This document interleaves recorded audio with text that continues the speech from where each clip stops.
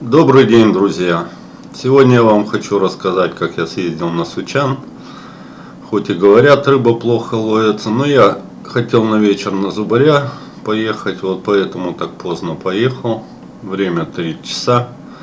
Ну, вкратце расскажу вам, как порыбачил, на что. Это вот брат у нас впереди, Голубовская яма. Я поехал выше. Народу, как видите, хватает. Ну что, ловил я на опарыша. Справа выше Голубовской ямы.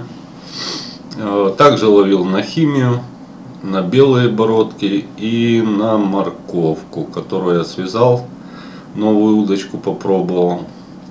Чубайсам вообще очень понравилась эта удочка, снасть. Это на основе новой морковки, как для нахлыста, также эту связал.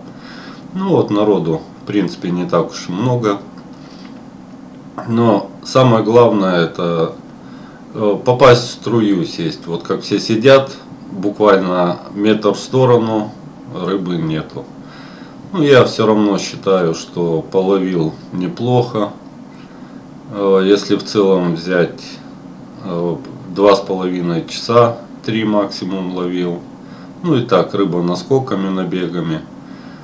Вот я остановился туда выше этой кучки, которая с правой стороны.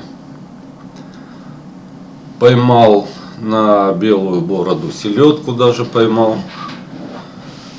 Зубаря поймал на сайру. Ну и в основном ловилось на опарыша. Самое время как раз было 5 часов. И самый был клев. Ну что ж, не буду больше комментировать, не забывайте подписываться на канал, пишите, с удовольствием пообщаюсь.